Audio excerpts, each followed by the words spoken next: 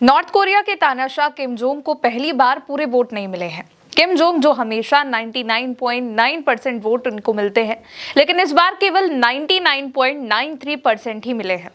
अब आखिर वो कौन से 0.07% लोग हैं जिन्होंने किम जोंग के खिलाफ वोट किया है और अब उनके साथ क्या होगा और उन्हें कौन सी सजा मिलेगी। दोस्तों, नॉर्थ कोरिया एक लौता देश है जहां पर 100% वोटिंग होती है। यहाँ 2 करोड़ 66 लाख की आबादी है और यहाँ का हर वोटर वोट डालता है। केवल वही वोटिंग नहीं कर पाते हैं जो देश के बाहर होते हैं, और सबसे बड़ी बात कि यहाँ का हर आदमी एक आदमी को ही वोट देता है, जो कि है किम जोंग, यानी कि उनकी पार्टी को। अब जो आदमी किम जोंग को वोट नहीं देता है, उनकी पार्टी को वोट नहीं करता है, उसके लिए बहुत कड़ी सजा है, क्योंकि ऐसा करना नॉर्थ कोरिया में देशद्रोह माना जाता है। इसकी सजा यह है कि यहाँ पर उस आदमी को नौकरी और घर से बेदखल कर दिया जाता है, उसके परिवार पर निगरानी रखी जाती है, जांच और पूछताछ लगातार चलती रहती है, जेल में डाल दिया जाता है जहां लाखों लोग रहते हैं पहले से ही, और यहां तक मृत्यु दंड भी दे दिया जा सकता है। अब जिस देश में हर आदमी एक ही आदमी को वोट करता है, एक ही पार्टी को, वहां पर ऐसे कौन लोग हैं जिन्होंने दूसरे को वोट दिया है? तो इसमें 0.0037% मतदाता विदेश में होने या फिर समुद्री क्षेत्रों में काम करने की वजह से चुनाव में भाग नहीं ले पाते हैं। इसके अलावा 0.00003% ने मतदान किसी रीजन से नहीं किया। अब जो लोग ऐसे हैं जिन्होंने वोट किया है, उन्होंने विरोध का वोट किया है और वो वहां के स्थानीय उम्मीदवार के खिलाफ पड़ा है, और वो सभी 687 वहां की सीटों पर है। और ये वोट भी वहां की सरकारी अधिकारियों ने ही किए हैं, ताकि ये लगे कि देश में लोकतंत्र बना हुआ है, यानी कि ये केवल एक नाम मात्र का चुनाव है जो कि उत्तर कोरिया में होता है। असल में दोस्तों, उत्तर कोरिया में चुनाव पूरी तरीके से दिखावटी होते हैं। यहाँ पर पार्टी 3 है। पहली है किम जोंग की वर्कर्स पार्टी ऑफ कोरिया, दूसरी है कोरियन सोशल डेमोक्रेटिक पार्टी और तीसरी है चोंदोइस्ट चोंगू पार्टी। लेकिन ये सारी पार्टी काम किम जोंग के लिए ही करती हैं, यानी कि ये तीनों पार्टी गठबंधन में है और सत्ता में है। उत्तर कोरिया में विपक्ष नहीं है, इसलिए इसे एक पक्षीय कंट्री भी माना जाता है, जहां किम जोंग की WPK ही लीड करती है। लेकिन फिर भी यहाँ पर चुनाव होता है। 2 तरह के इलेक्शन यहाँ पर होते हैं।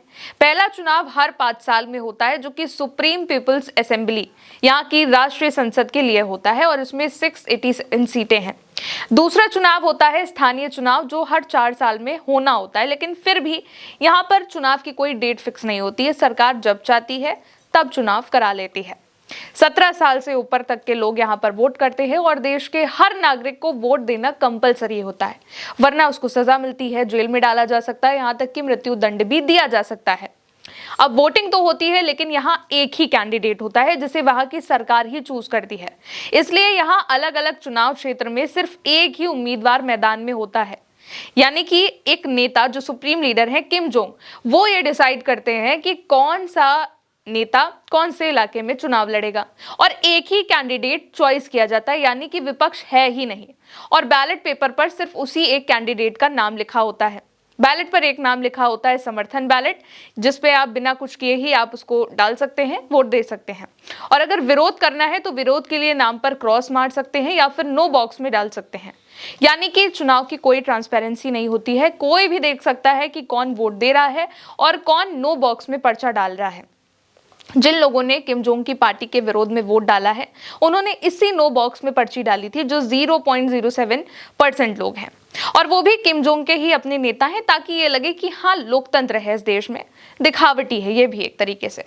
इसके अलावा किम जोंग को चुनने के लिए कोई इलेक्शन नहीं होता है, क्योंकि वो वहां के सुप्रीम लीडर हैं।